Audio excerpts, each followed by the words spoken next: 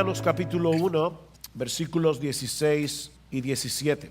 Dice así la bendita palabra de Dios: porque no me avergüenzo del evangelio, pues es poder de Dios para la salvación de todo el que cree, del judío primeramente y también del griego.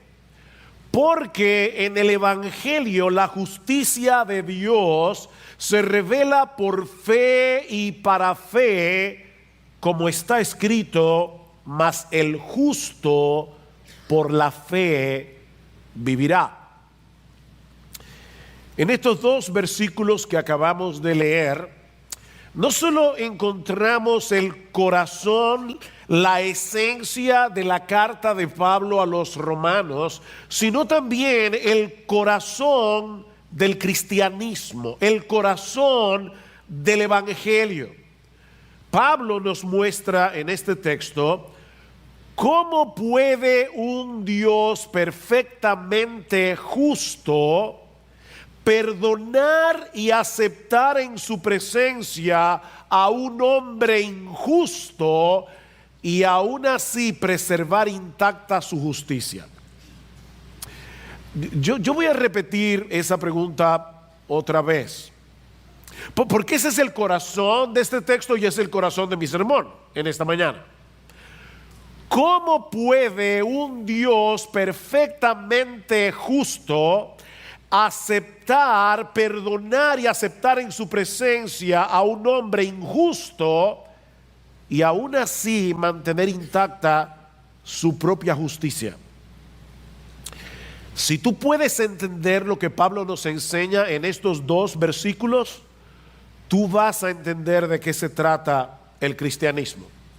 Pero más importante aún, vas a entender qué fue lo que Dios llevó a cabo a través de su Hijo para reconciliarnos con Él. Por eso alguien decía que este texto es la declaración más importante que jamás haya sido escrita. No hay otro texto en la literatura humana que sea más importante que lo que Pablo nos está diciendo aquí.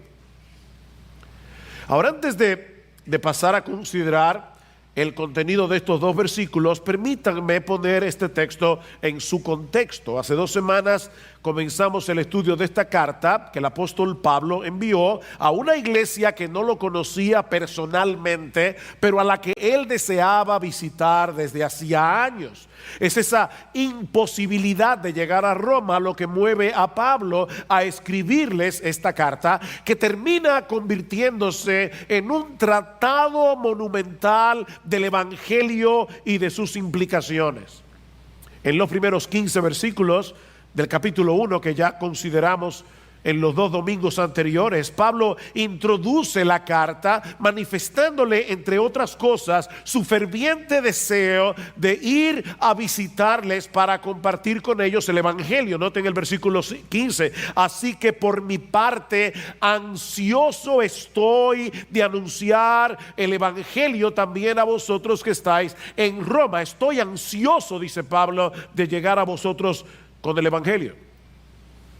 Pero ahora, en los versículos 16 y 17, Pablo les provee un resumen magistral del contenido de ese evangelio, que él introduce con una extraña declaración. Si notan el versículo 16 otra vez, Pablo dice: yo quiero ir a Roma a predicarles el evangelio, porque no me avergüenzo del evangelio. Yo no me avergüenzo del evangelio.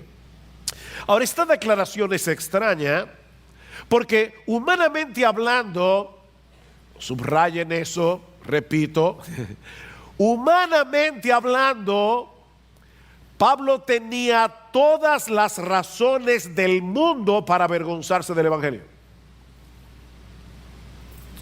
Por predicar el evangelio, Pablo había sido apresado en Filipo, expulsado de Tesalónica, sacado en secreto de Damasco, colgado de una canasta por las murallas de la ciudad.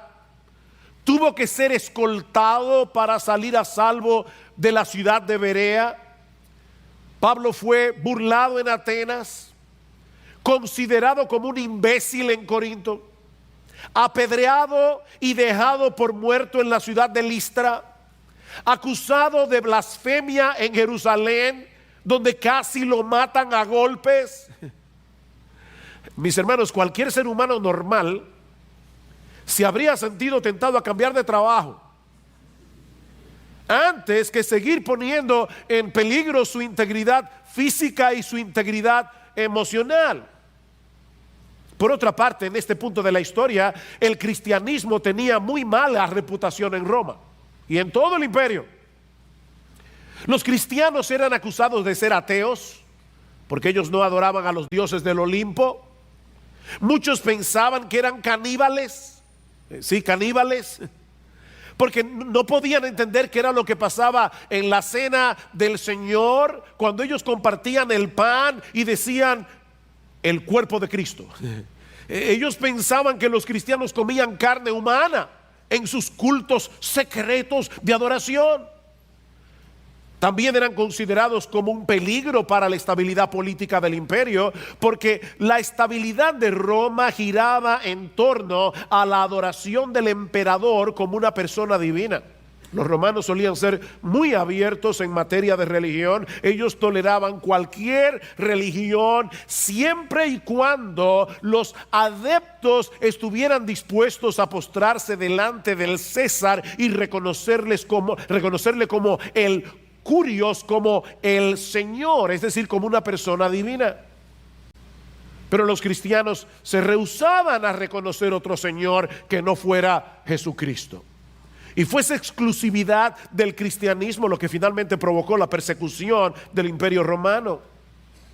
De hecho, es lo mismo que sucede en el día de hoy. El mundo es capaz de tolerar casi cualquier cosa, menos las verdades y valores absolutos de la fe cristiana. Nosotros vivimos en medio de una tolerancia peligrosamente intolerante. Ese es el mundo en el que nos ha tocado vivir. Y por si todo eso fuera poco, el mensaje del Evangelio no podía resultar más absurdo en el contexto de la cultura grecorromana. Los cristianos proclamaban, escuchen esto mis hermanos, y traten de olvidar por un momento que muchos de ustedes son cristianos, han oído esto desde siempre. Traten de olvidar eso por un momento. Los cristianos proclamaban que el Salvador del mundo era un carpintero judío nacido en una pequeña y desconocida aldea de Palestina que había sido condenado a morir en una cruz por un procurador romano. La muerte por crucifixión era el peor tipo de castigo que se aplicaba en aquellos días. Era tan cruel y tan vergonzosa que se reservaba para los peores criminales y estaba prohibido que un ciudadano romano muriera por crucifixión. De manera que la idea de que el destino eterno de los hombres dependiera de nuestra relación con un judío crucificado en esta cultura era el colmo de la estupidez.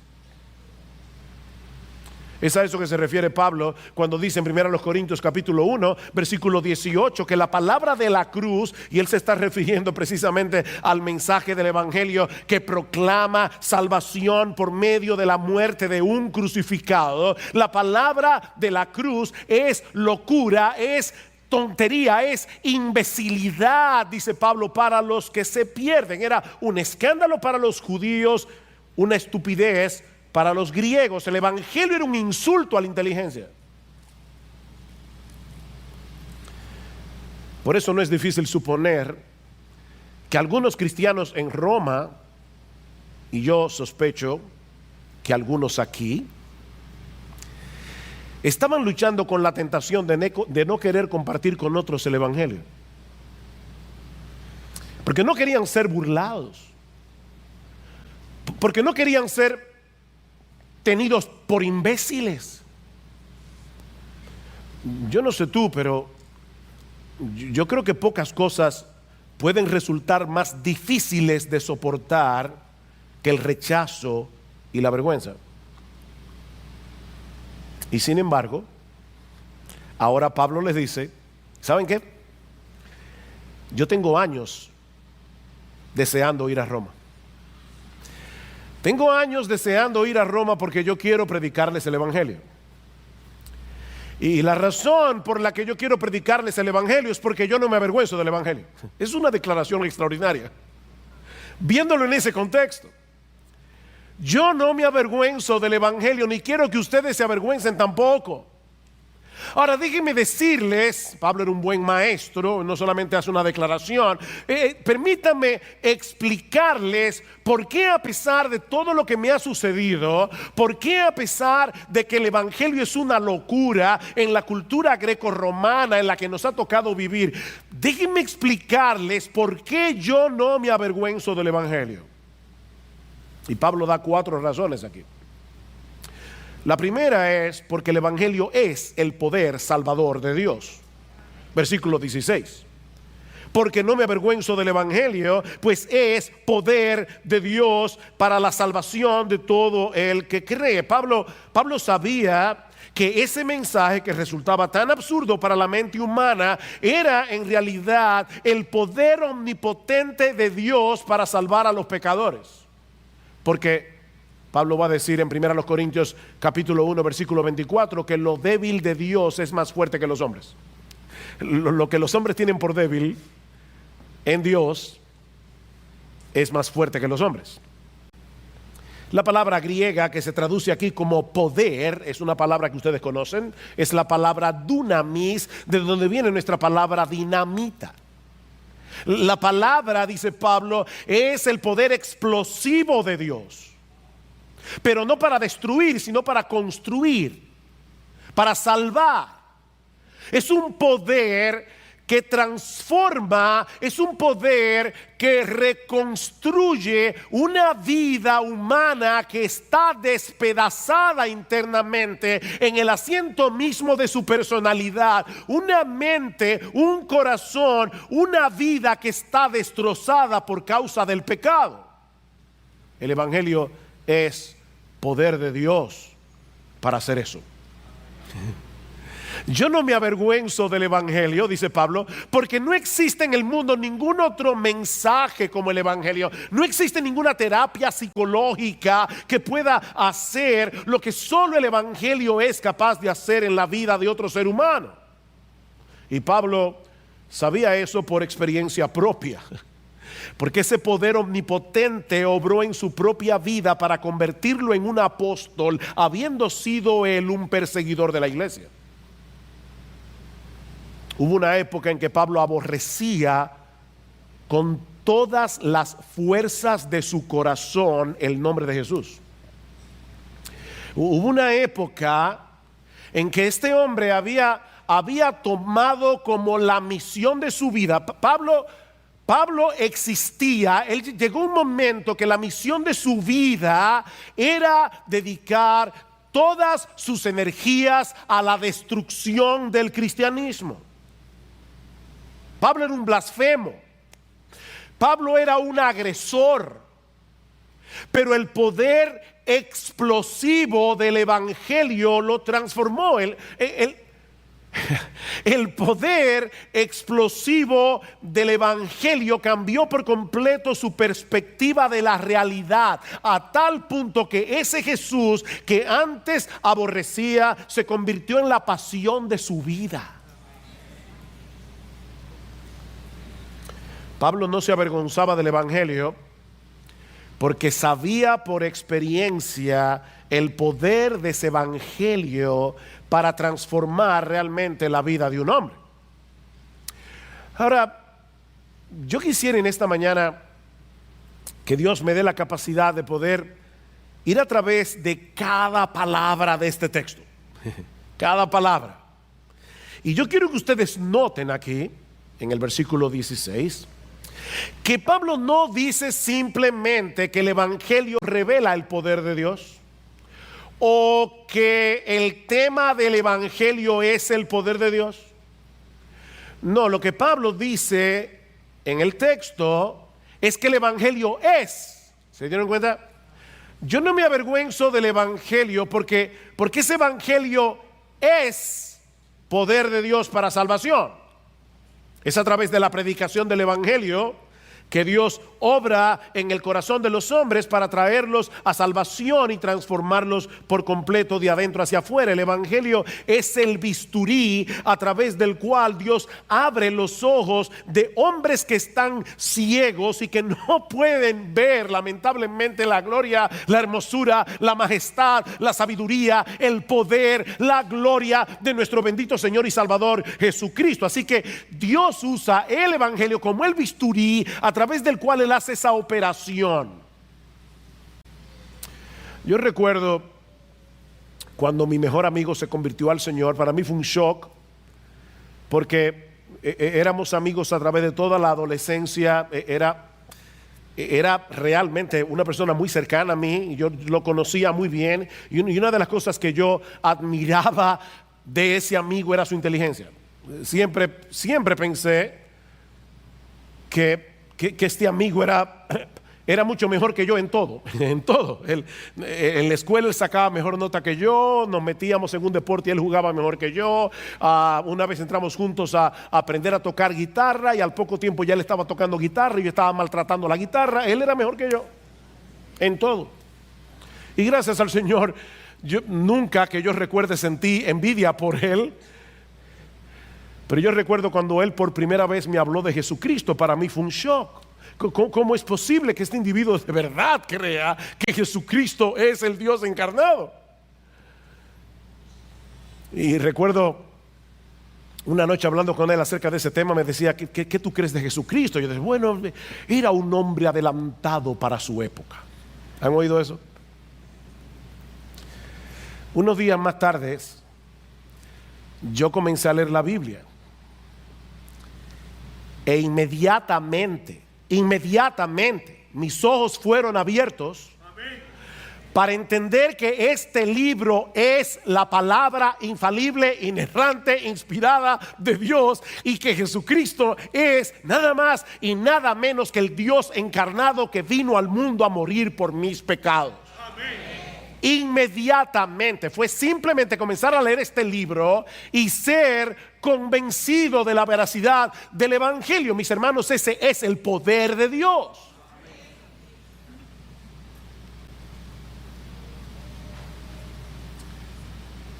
Es el bisturí que te opera de cataratas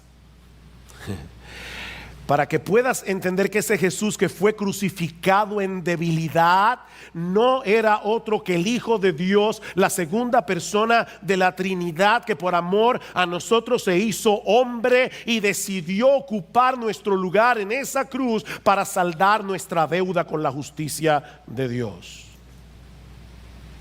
Hace un momento citábamos 1 Corintios 1:18. Permítanme citarles el texto un poco más ampliamente. Dice, porque la palabra de la cruz es locura a los que se pierden, pero a los que se salvan, esto es, a nosotros, es poder de Dios.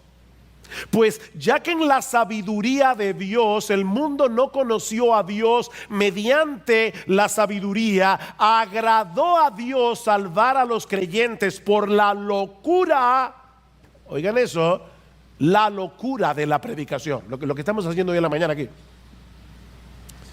Porque los judíos piden señales. No hay nada nuevo debajo del sol.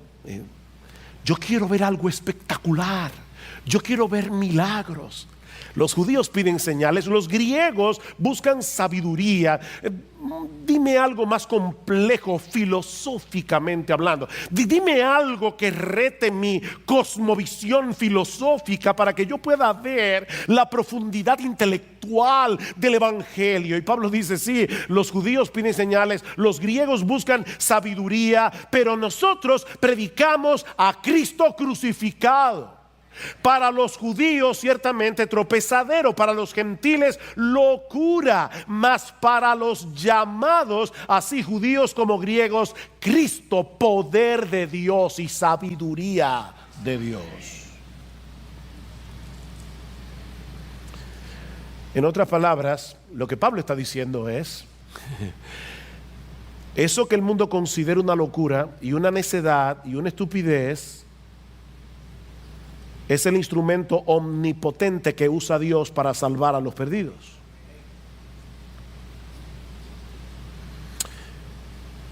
Esta palabra, que se traduce como salvación, significa liberación, significa ser rescatado a tiempo de un peligro inminente. Ser salvado, libertado, rescatado de la ruina, de la destrucción. Y eso nos lleva a preguntarnos si el Evangelio es poder de Dios para salvación, ¿salvación de qué? ¿Recuerdan esa famosa frase? Si Cristo es la respuesta, ¿cuál es la pregunta? Necesitamos salvarnos. ¿Salvarnos de qué? Mis hermanos, esta pregunta es extremadamente importante porque muchos buscan el Evangelio por razones equivocadas. Y lamentablemente muchos predican el Evangelio dando razones equivocadas. Ven a Cristo y toda tu vida será dichosa y tú serás multimillonario y todos tus problemas se van a solucionar, tu familia será hermosa, tu esposo te va a querer. Escucha lo que sigue diciendo Pablo en nuestro texto. Porque no me avergüenzo del Evangelio, pues es poder de Dios para salvación de todo el que cree, del judío primeramente y también del griego. Porque en el Evangelio la justicia, la justicia de Dios se revela por fe y para fe, como está escrito: mas el justo por la fe vivirá. Porque... aquí está la necesidad del Evangelio. Porque la ira de Dios se revela desde el cielo contra toda impiedad e injusticia de los hombres que con injusticia restringen la verdad. El hombre se pasa la vida tratando de evadir la verdad. El hombre se pasa la vida evitando llegar a la conclusión evidente de que existe un Dios a través de todo lo creado. Es lo que Pablo está diciendo aquí. Ahora, yo sé que hablar en el siglo XXI de la ira de Dios no es políticamente correcto. A muchos le parece extraño que nosotros hablemos de la ira de Dios, porque no pueden aceptar el hecho de que un Dios de amor al mismo tiempo experimente ira. Por eso es importante aclarar que la ira de la que Pablo está hablando aquí no es ese tipo de rabia ciega que lleva a las personas a actuar sin control. ¿Han visto eso? A cometer locuras. No, se trata más bien de la justa indignación de Dios por causa del pecado y su obligación a darle al pecado el castigo que el pecado merece, porque Él es un Dios perfectamente santo y perfectamente justo. Si eso te parece extraño, déjame hacerte una pregunta. ¿Acaso no percibes en lo más profundo de tu corazón? Y por favor, sé honesto. ¿Acaso no percibes en lo más profundo de tu corazón la necesidad de que las injusticias de este mundo sean juzgadas y castigadas debidamente? Incluso cuando no se cometen contra ti de manera directa. Piensa en la aparente impunidad de los casos que se están dirimiendo actualmente en la justicia dominicana. Y por ser cuidadoso no voy a mencionar la palabra Odebrecht. Pero piensa por un momento en la injusticia que se comete, en la impunidad que vemos a diario en la justicia dominicana. Y por favor, sé honesto, dime si eso no te indigna.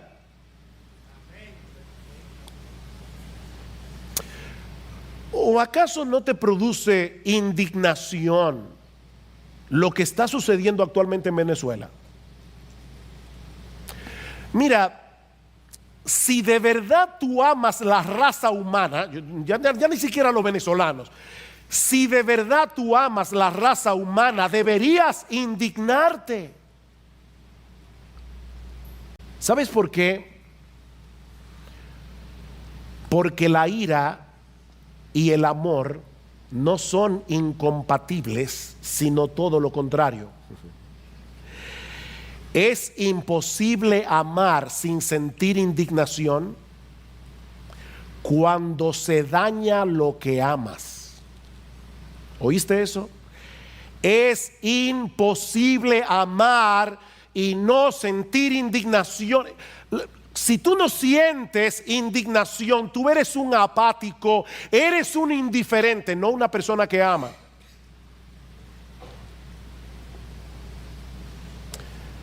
Multiplica esa indignación que tú sientes por el infinito y tendrás una idea muy débil de lo que significa para un Dios perfectamente santo y justo el pecado de sus criaturas. Él nos creó para su gloria. Él nos creó para que tuviéramos una deleitosa comunión con Él. Pero ¿saben lo que sucedió? Que a final de cuentas tú y yo nos convertimos en ladrones de gloria.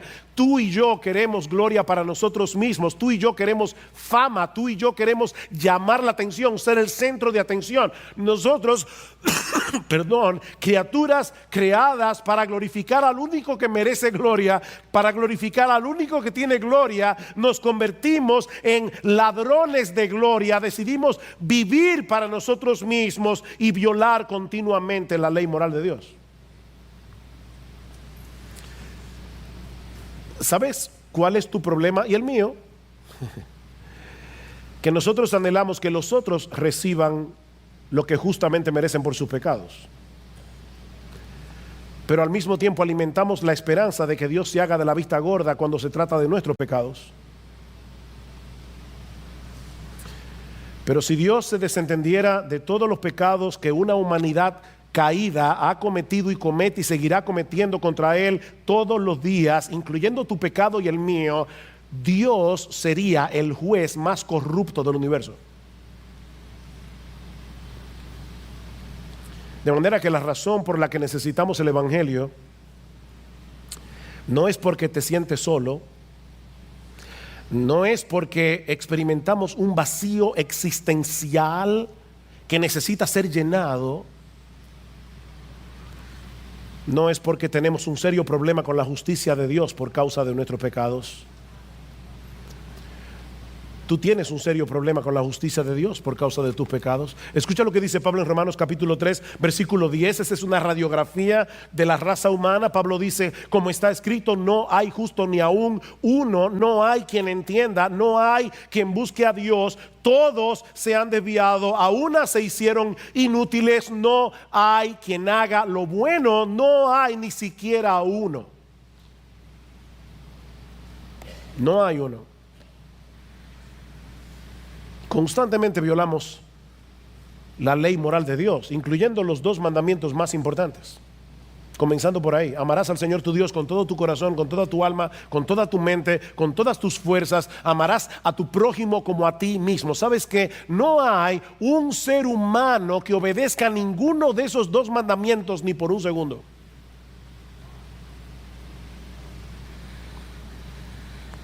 Y eso nos coloca en una terrible situación ante la realidad de que algún día tendremos que comparecer delante de un Dios perfectamente justo, que todo lo ve y que todo lo conoce. Si esta vida no terminara en un juicio, esta vida sería una broma muy pesada. Así que la razón por la que Pablo no se avergonzaba del Evangelio es porque ese mensaje es la única solución provista por Dios para resolver este problema. Hay una sola persona en todo el universo que puede salvarte de Dios. ¿Sabes quién es? Dios mismo. Solo Dios puede salvarte de Dios. Ese es el corazón del Evangelio. Y esa razón es suficiente para que ningún creyente se sienta avergonzado del Evangelio. Predica este Evangelio, no te avergüences del Evangelio, porque este mensaje es poder de Dios para salvación. Pero Pablo nos da una segunda razón aquí.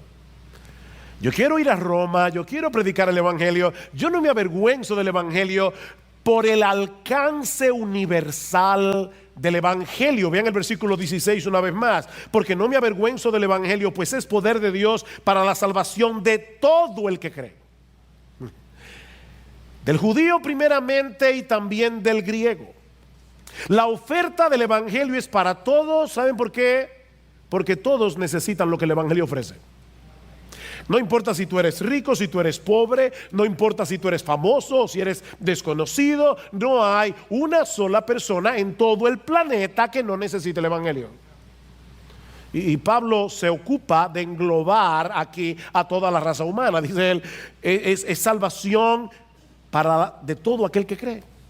Todo aquel, sin distinción alguna. Y luego añade, del judío primeramente y también del griego. Esa es una de las nomenclaturas que usaban los judíos para referirse en aquellos días a toda la raza humana. Por un lado estaban los judíos, aquellos que recibieron originalmente las promesas de un Mesías, y luego estaban todos los demás, a quienes los judíos llamaban griegos o llamaban gentiles. Así que Pablo está dejando muy claro en este texto que existe una sola oferta de salvación para todo el mundo. No hay un salvador para los judíos y otro para los griegos. No hay un salvador para los chinos y otro para los hindúes y otro para los dominicanos. Es el mismo salvador para todos, porque hay un solo Dios, dice Pablo en 1 Timoteo capítulo 2 versículo 5. Hay un solo Dios y hay un solo mediador entre Dios y los hombres, Jesucristo hombre. La buena noticia es que ese Salvador está disponible para todo aquel que cree. En un sentido, el Evangelio es exclusivo porque proclama salvación únicamente en Cristo, solo en Él. Yo soy el camino y la verdad y la vida, dijo Jesús. Nadie viene al Padre sino por mí. ¿Oíste eso? Yo soy el camino, no un camino entre muchos. Yo soy el camino, yo soy la verdad, yo soy la vida. Nadie viene al Padre sino por mí. Es exclusivo, pero al mismo tiempo es universal, porque está disponible para cualquiera que deposite su fe únicamente en Él. Es para todo aquel que cree. Tú no tienes que esforzarte y tratar de ser lo suficientemente bueno como para merecer el Evangelio. No te esfuerces. No trates de ser lo suficientemente bueno. Tú no tienes que tener un grado académico. No tienes que ser buen mozo, qué bueno. No tienes que haber sido lo suficientemente exitoso en la vida como para que Dios te tome en cuenta. Es simplemente creer. A veces aparecen ciertas ofertas en el periódico que nos parecen increíblemente atractivas. El problema es que muchas veces, y en letras pequeñas, hay una nota al final que dice: ciertas restricciones aplican. ¿Han visto eso? Y cuando vas a la tienda te lo sacan en cara. ¿Sabes qué, mi amigo? Eso nunca te va a suceder con el Evangelio. Nunca. La razón de por qué Pablo quería predicar este evangelio en Roma es porque la oferta era para todos. Es para todo aquel que cree, sin ninguna restricción. Es para un estafador como Zaqueo el publicano. Es para un blasfemo y perseguidor como Pablo. Es para un moralista como Nicodemo. Es para todos, siempre y cuando reconozcas tu pecado y confíes únicamente en Cristo para salvación. Y quiero resaltar aquí la palabra únicamente. Únicamente. Voy a decir algo profundo. Espero que hayan dormido bien. Lo que estoy tratando de decir es que creer en Cristo es creer en Cristo. O sea, es creer en Cristo y en nadie más. El punto aquí, mi amigo, es que tú tienes que dejar de descansar en tu decencia. Tú tienes que dejar de descansar en tu moralidad. Tienes que dejar de descansar en tu religiosidad para depender únicamente de Él y de lo que Él hizo por pecadores al morir por ellos en una cruz. Es venir delante del trono de Dios como un mendigo. El mendigo que se siente en la acera a mendigar, está reconociendo su miseria, está reconociendo que él depende de los demás para seguir viviendo. Y es de ese tipo de fe que Pablo está hablando aquí. Una fe que te lleva a reconocer tu propia indignidad y tu propia impotencia para salvarte. Cuando tú llegaste a la iglesia esta mañana, tal vez no lo recuerdas, pero cuando llegaste a la iglesia esta mañana, tú te sentaste en la silla donde estás. Y lo hiciste porque tú presuponías que la silla podía sostener tu peso. Supongo que a nadie se le ocurrió que tal vez debía sostener la silla, por si acaso, con sus propias manos. No. ¿Tuviste la silla? Y descansaste todo el peso de tu cuerpo allí. Descansa a sí mismo en Jesucristo. Todo el peso de tu pecado, todo el peso de una vida vivida a espaldas de Dios, descánsalo en Él. Ahora, esa confianza en Cristo, confiar en Cristo de esa manera, implica mucho más que un asentimiento intelectual de quién Él es y de lo que Él hizo en una cruz para salvar a los pecadores. La fe de la que se habla en el Nuevo Testamento es un rendimiento de toda tu vida. ¿Sabes lo que es rendirse, verdad? Levantar la bandera blanca. De tal manera que Cristo venga a ser tu dueño, que Cristo venga a ser tu amo, que Cristo venga a ser tu Señor. Es por eso que este tipo de fe siempre viene acompañada de arrepentimiento. Y el arrepentimiento es ese reconocimiento doloroso de haber vivido toda una vida de espaldas a Dios y a tu manera. Es la disposición a divorciarte de tu vida de pecado, a no seguir viviendo de ese modo nunca más. Lo que Pablo está diciendo entonces es que él no se avergüenza del evangelio, porque ese mensaje actúa poderosamente en todo aquel que cree con esa clase de fe, sin distinción alguna, y los libra por completo de la condenación y de la esclavitud del pecado. Ahora, ¿cómo es que el evangelio hace eso? Bueno, eso nos lleva a la tercera razón que Pablo nos da en el versículo 17. Él no se avergüenza del evangelio por la perfecta provisión que Dios nos da en el evangelio. Versículo 17. Otro porque aquí. Porque en el evangelio la justicia de Dios se revela por fe y para fe, como está escrito, mas el justo por la fe vivirá. Miren, mis hermanos y amigos que nos visitan en esta mañana, no sería exagerado decir que el correcto entendimiento de este texto a finales de la Edad Media produjo una de las más grandes revoluciones, uno de los más grandes avivamientos en toda la historia de la iglesia, cuando a un monje alemán llamado Martín Lutero le encargaron enseñar la carta de Pablo a los romanos en la Universidad de Wittenberg. Lutero había sido estudiante de abogacía, era de derecho, antes de hacerse monje. Y él entendía muy bien cómo funcionaba la ley. Así que cuando Lutero comenzó a estudiar esta carta, Lutero estaba desesperado consigo mismo, porque Lutero no sabía cómo él podía llegar a agradar a un Dios perfectamente justo. ¿Cómo yo puedo llenar la medida de justicia que Dios exige si yo soy un pecador? De hecho, Lutero, cuando iba al confesionario, los confesores le tenían pavor, Porque Lutero se pasaba 3, 4 horas confesando sus pecados. Y muchas veces cuando salía del confesionario volvía otra vez, porque se le había olvidado algo. Por eso le pareció tan extraño cuando, estudiando Romanos, se encontró con este texto. La palabra evangelio significa buena noticia. Y la pregunta de Lutero es: ¿cómo Pablo puede decir en este texto que el evangelio es una buena noticia porque revela la justicia de Dios? Eso no es una buena noticia, saber que Dios es justo.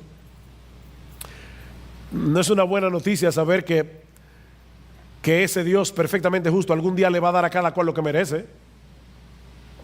Como Pablo nos dice aquí: yo no me avergüenzo del evangelio, porque en esta buena noticia se revela la justicia de Dios.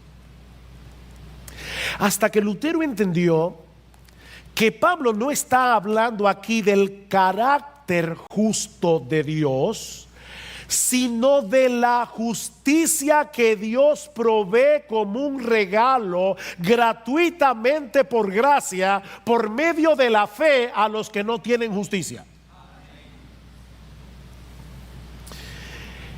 Esta es la justicia que viene de Dios hacia el pecador.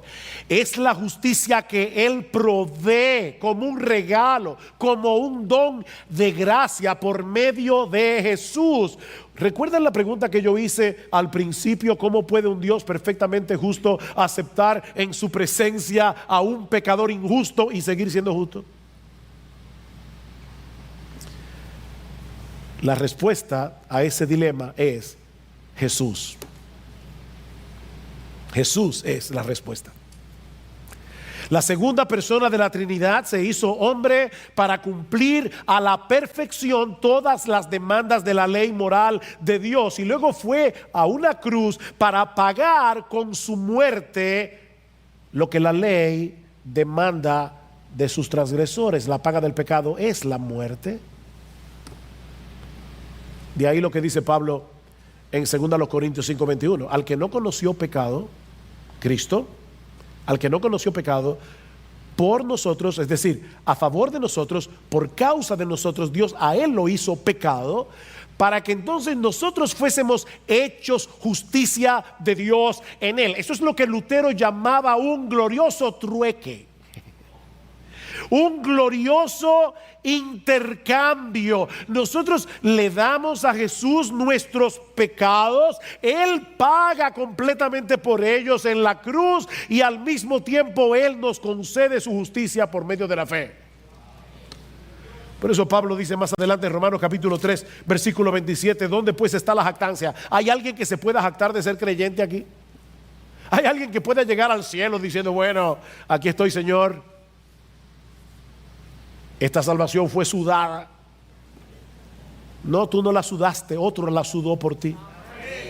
¿Dónde está la jactancia? Dice Pablo, queda excluida. No hay jactancia en ser cristianos. ¿Por cuál ley? ¿La de las obras? No, por la ley de la fe, porque concluimos que el hombre es justificado por la fe aparte de las obras de la ley, sin las obras de la ley, sin cumplir las obras de la ley. Somos justificados, somos declarados justos en el tribunal de Dios únicamente por medio de la fe. Capítulo 5 versículo 1 de Romanos. Por tanto, habiendo sido justificados por la fe, tenemos paz para con Dios por medio de nuestro Señor Jesucristo.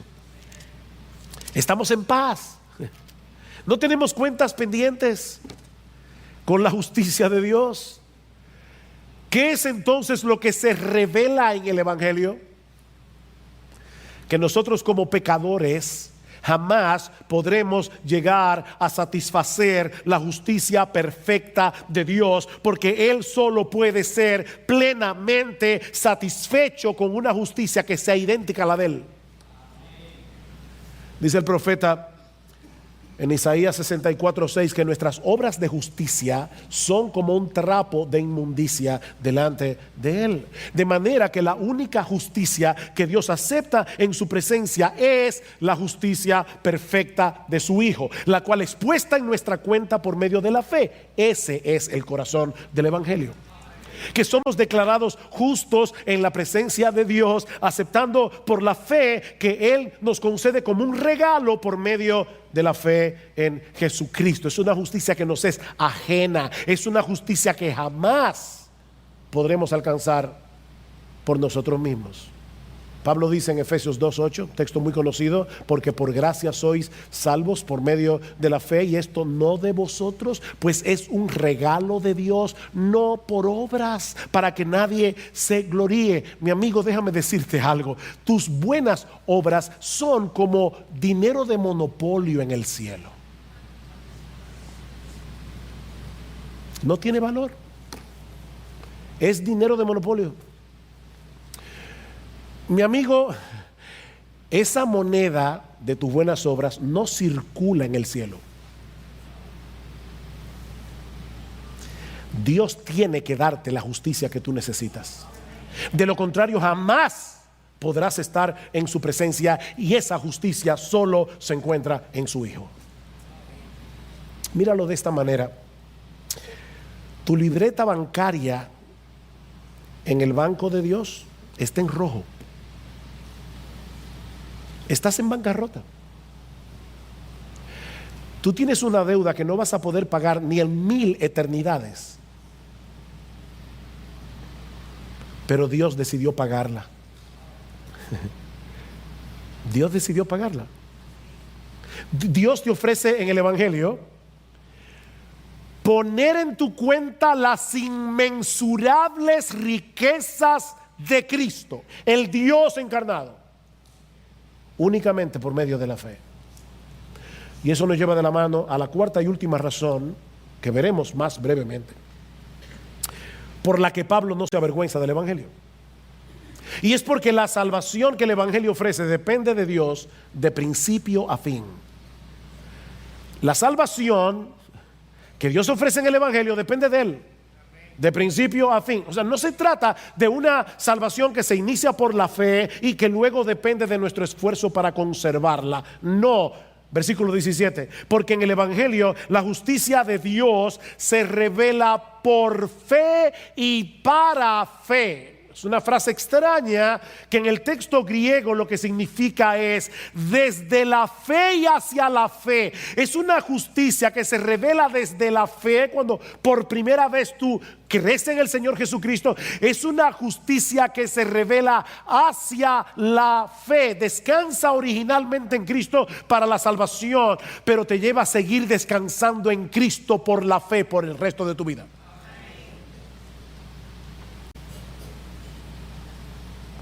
Continuamente vas a tener que estar aplicándote la justicia de Cristo por la fe. Continuamente vas a tener que seguir descansando en el favor que Dios otorga a sus hijos por gracia, únicamente por causa de Jesús. De ahí la cita de Pablo al final del versículo 17, como está escrito. ¿Dónde está escrito? En Habacuc, capítulo 2, versículo 4, como está escrito: mas el justo por la fe vivirá. Así que este mensaje no es nuevo, es el mismo del Antiguo Testamento. Es el mismo mensaje en los dos testamentos. Dios no tenía un plan A y un plan B, solo plan A. Mas el justo por la fe vivirá. Dios le está recordando aquí al profeta Habacuc que en medio de las circunstancias difíciles de la vida debemos confiar en Él, aunque no seamos capaces de entender lo que Él está haciendo. Así que la vida cristiana comienza con un acto de fe cuando descansamos únicamente en Cristo para salvación. Continúa descansando en Él por la fe en medio de los retos y de las dificultades que seguramente vamos a enfrentar en nuestra vida cristiana, incluyendo el hecho de tener que lidiar con nuestras propias debilidades y pecados. Es de fe hacia la fe. De manera que lo que al mundo le parece una locura, que la salvación dependa de un Salvador crucificado, es la única esperanza que este mundo tiene. No hay salvación para nadie fuera del Dios encarnado, que voluntariamente decidió asumir nuestra culpa en la cruz del Calvario, y Dios usa ese mensaje con poder para cambiar corazones de piedra en corazones de carne. La fe viene por el oír y el oír por la palabra de Dios. Dios usa este mensaje para que los pecadores vengan a Él y se reconcilien con Él por medio de la fe. Es por eso que los creyentes no debemos avergonzarnos del Evangelio. Oh, mi hermano, no te avergüences del Evangelio. Sí, no es políticamente correcto predicar el Evangelio en este mundo pluralista y relativista en el que nos ha tocado vivir, un mundo de mente abierta. No te avergüences del Evangelio, porque no hay otro mensaje en el mundo que sea capaz de hacer lo que el Evangelio puede hacer. No te avergüences del Evangelio, hermano, porque no hay un ser humano en todo el planeta que no esté necesitado de esa salvación que el Evangelio ofrece únicamente por gracia, únicamente por Cristo, únicamente por medio de la fe. Predica el Evangelio, mi hermano, porque este Evangelio sigue siendo poder de Dios para salvación, y Jesucristo sigue siendo un poderoso Salvador para llamar a los hombres a la fe por medio del Evangelio. Por experiencia propia sabemos que muchos de los que hoy se burlan, mañana puede ser que estén alabando su bendito nombre, porque fueron transformados por el poder del Evangelio que hoy consideran una locura. Y si tú estás aquí sin Cristo en esta mañana, mi amigo, yo te ruego, no te vayas de este lugar despreciando el extraordinario regalo de salvación que Dios nos ha dado en Cristo. Mira, mi amigo, si hubiera otra forma de salvación, Dios no habría enviado a su propio Hijo a morir en una cruz, una muerte tan cruel y tan vergonzosa. No hay otra manera. Solo Dios puede salvarte de Dios. Solo Dios puede satisfacer perfectamente su propia justicia, y esa justicia está en su Hijo y en nadie más. Fuera de Él, solo te resta la expectativa de llegar al día del juicio vestido con los harapos de lo que tú crees que es tu propia justicia. Y créeme, serás condenado, porque el veredicto ya fue emitido en la corte celestial. Oh, ¿cómo escaparemos? Dice el autor de los Hebreos. ¿Cómo escaparemos si descuidamos una salvación tan grande? Una salvación tan grande. Ven a Cristo, mi amigo, y ven ahora, porque las puertas de la salvación siguen abiertas de par en par para todo aquel que cree. Oh, que Dios te abra los ojos y puedas ver en esta mañana las glorias, la hermosura, la belleza, la majestad de nuestro bendito, precioso, glorioso, majestuoso Señor y Salvador Jesucristo.